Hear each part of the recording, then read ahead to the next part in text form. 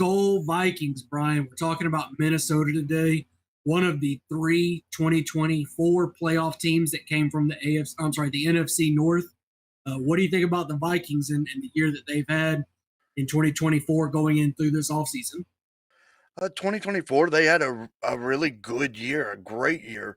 14-3, that's nothing to sneeze at in the NFL. So, they're coming off a really, really good season.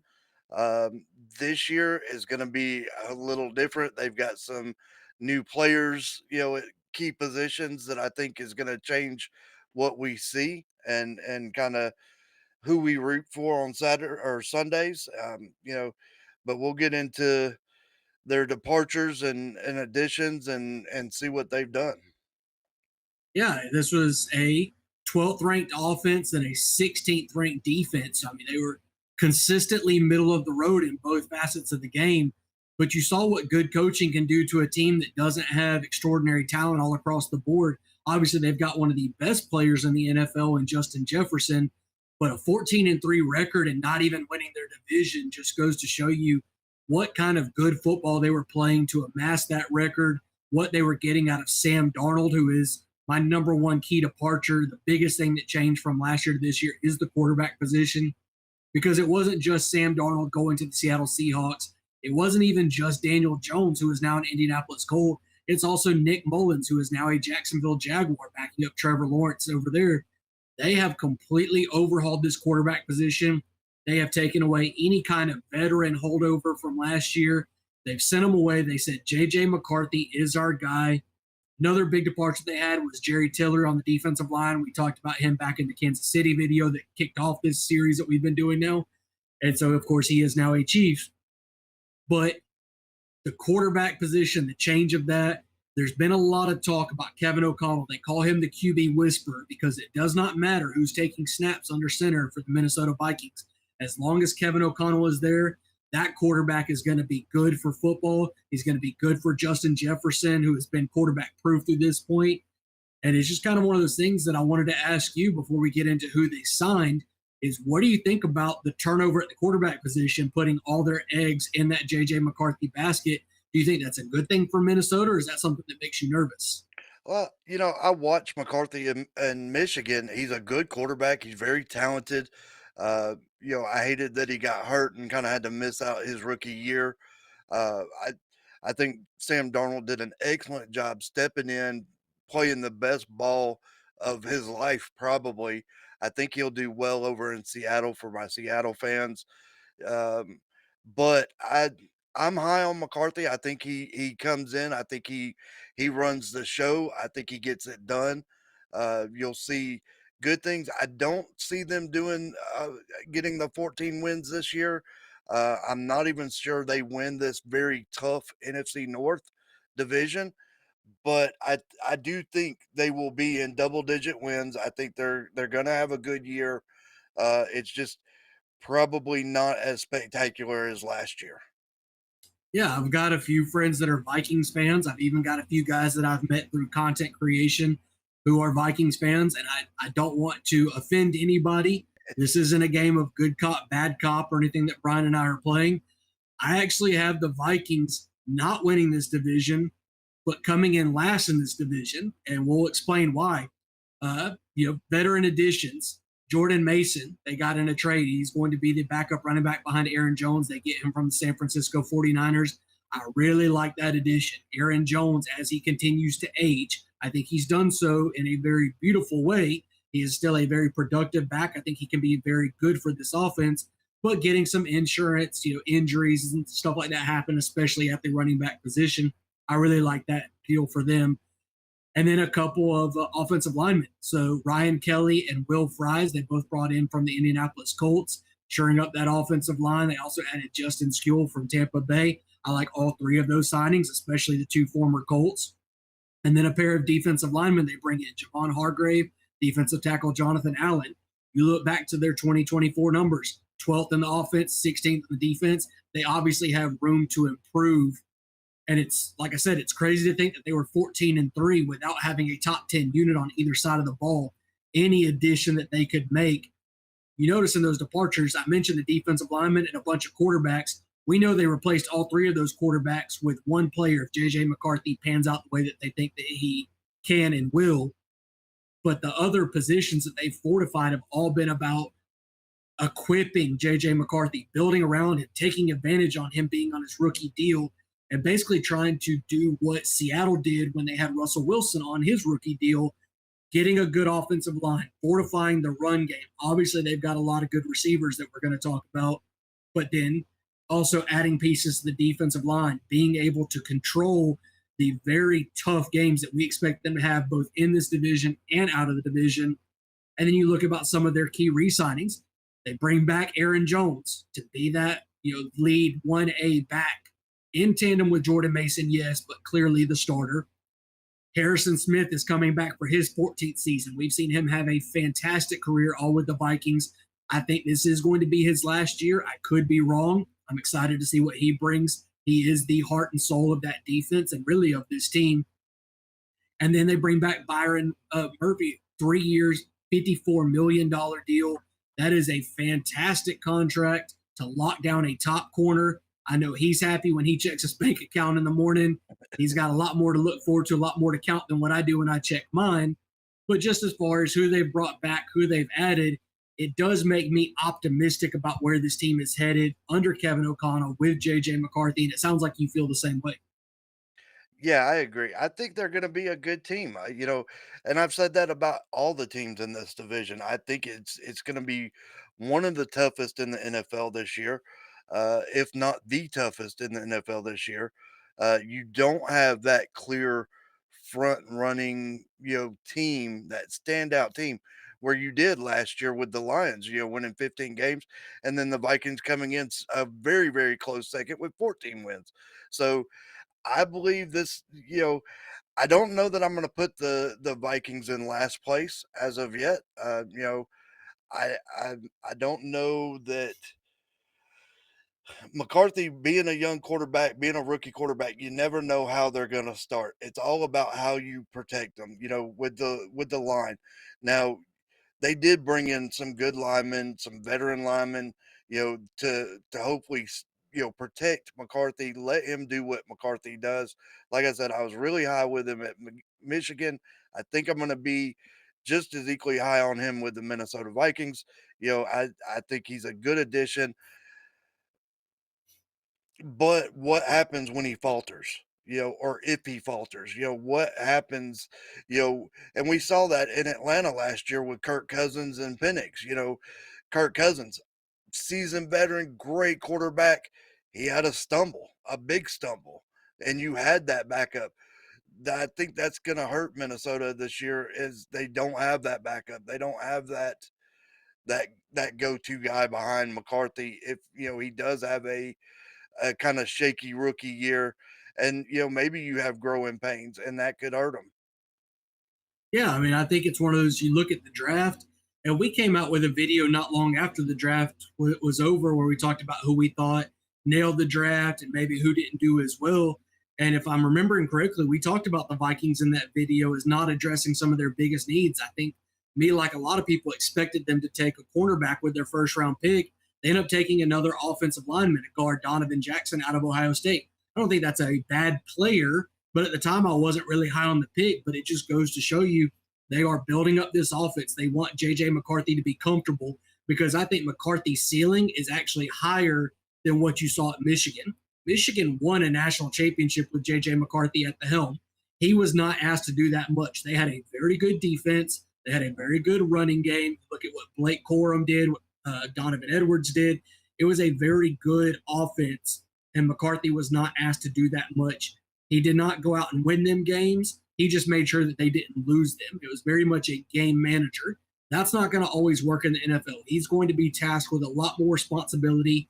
But Kevin O'Connell has made worse quarterbacks look better. And I think JJ McCarthy has a very high ceiling under Kevin O'Connell. I'm excited to see what he can do in this offense. You've got the three sons, as I call them. You've got Jefferson, you've got Addison, and you've got Hawkinson. Those are going to be his three best friends. They've brought in a Rondale Moore. They used a third-round pick on another wide receiver out of Maryland named Ty Felton. They are putting weapons around him. They are putting running backs. They are putting offensive linemen, building up that protection in front of him. They are making sure that he comes in essentially what is a rookie, but not a rookie year for him, and allowing him to hit the ground running.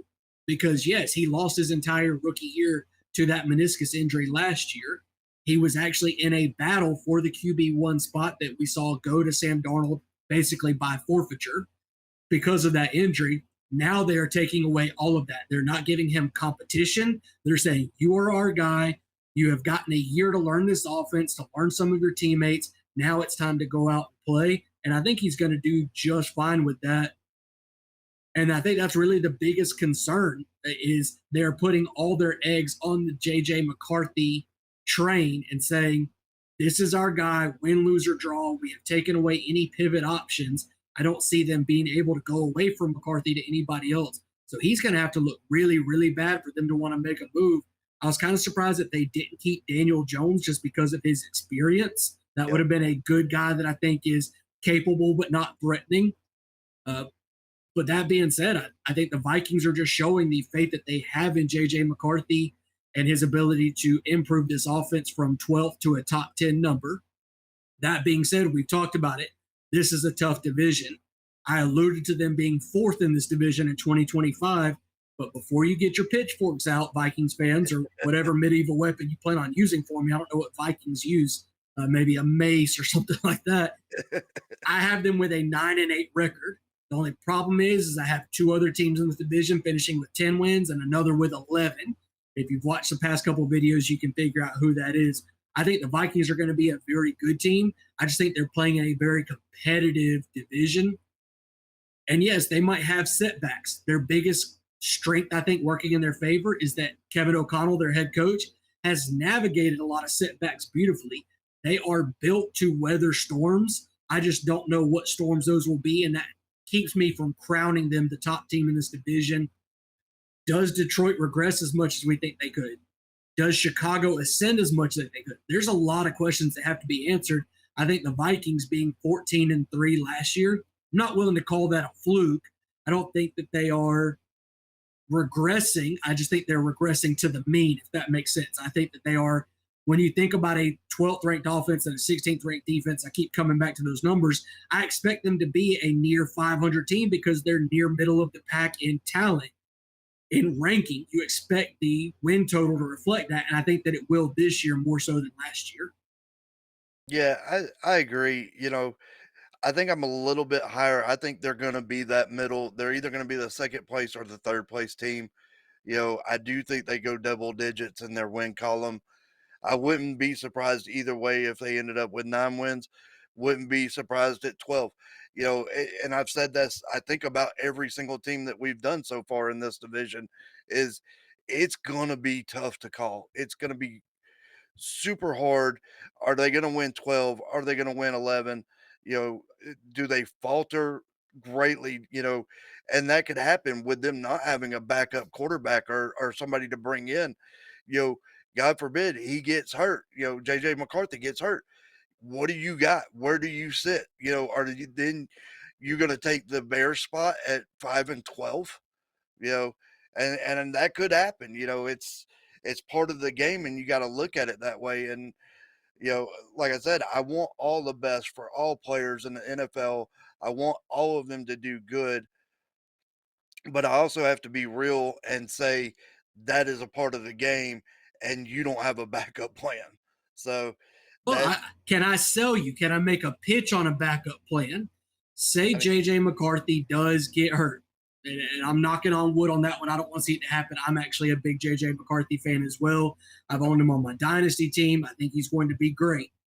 But let's say he does get hurt because sometimes these things happen. It just happened to him last year. We could see it happen again. What if I told you I could trade you a quarterback that has experience throwing to Justin Jefferson and TJ Hawkinson? Could I interest you in a Kirk Cousins maybe? I don't see Kirk Cousins going back to Minnesota. I think they will make a play for a quarterback. I do think that will happen. I do not see them making a play for Cousins. I don't know that Cousins would go back to Minnesota. Maybe he would. I don't know. I'm not his agent. I'm not in his head. I don't even know him. So Yeah, I mean, obviously we're Falcons fans, but sure. this is relevant to the Vikings.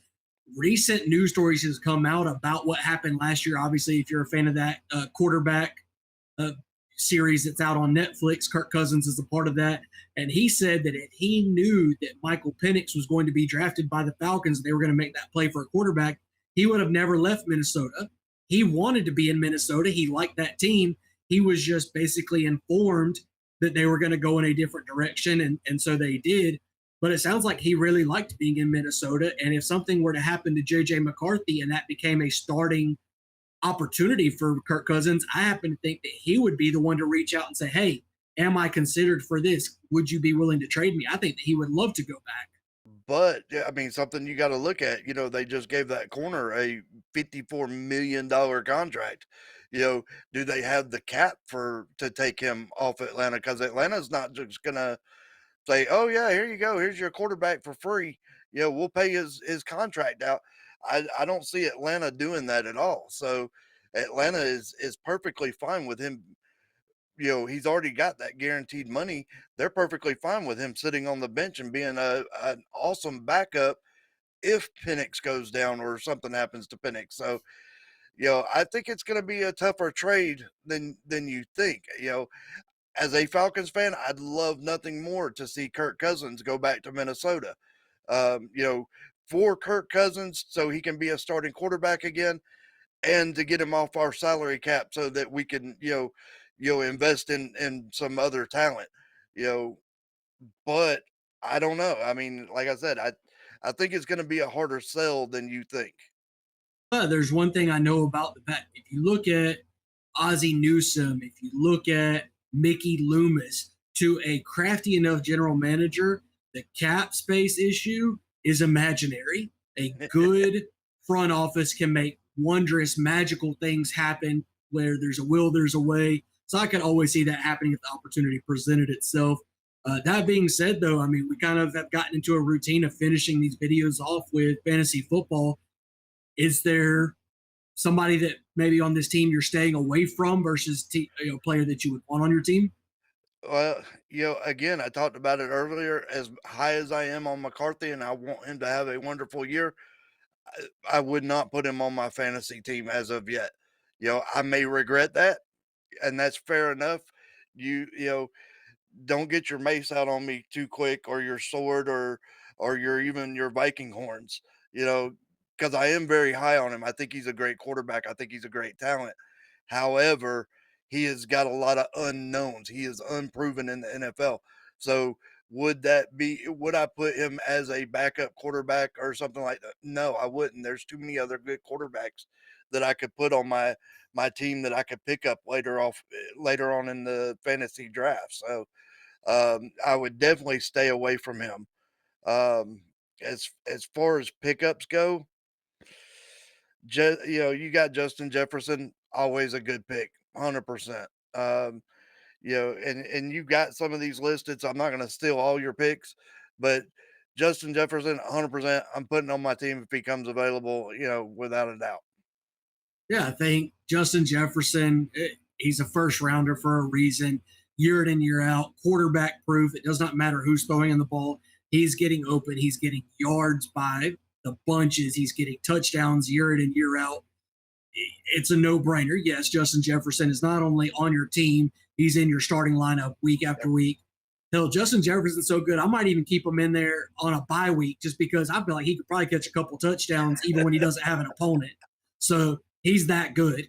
Aaron Jones, I know that he's old. I know that he's had injuries. If you can get him, think about like a hero RB or a zero RB approach where you stack on a lot of really good tight ends, receivers, quarterbacks. You build every other position. You wait on running back. Aaron Jones is going to be taken later on in drafts than what his points on a weekly basis are going to get you on your fantasy team. I wouldn't mind having Aaron Jones for sure. I'm comfortable with him as an RB2, honestly. If you've got like a Saquon Barkley or Jahmyr Gibbs, Bijan Robinson, somebody that you took early on, I'm willing to build out my receiver room for a few rounds and then wait on RB2 and add Aaron Jones to that. And I'm perfectly content with that pairing. I think he can be that good. And then TJ Hawkinson at tight end. I've said it multiple times in this series. If you've watched other videos, you've heard me say it probably 5 times now. There are very few difference makers at the tight end position. TJ Hawkinson in this offense can be one of them. You look at Jordan Addison as somebody that I would not want to roster. I was curious if you would bring his name up. He's gotten into a little bit of trouble. I think he had a DUI. They have yet to determine what his suspension is going to be. It might only be a couple of games. He is really good as a receiver. He does get open. He does make plays. He is obviously second fiddle to Justin Jefferson. Then when you start adding into the suspension side of things and think, oh, I just don't want that type of player on my roster. I am fine bypassing Jordan Addison in redraft. I still think he's okay for Dynasty. I think that that is the player that I could regret passing on because he could be every bit as good as, say, like a Jameson Williams has been for the Detroit Lions. But that being said, it's Justin Jefferson, it's TJ Hawkinson, it's Aaron Jones.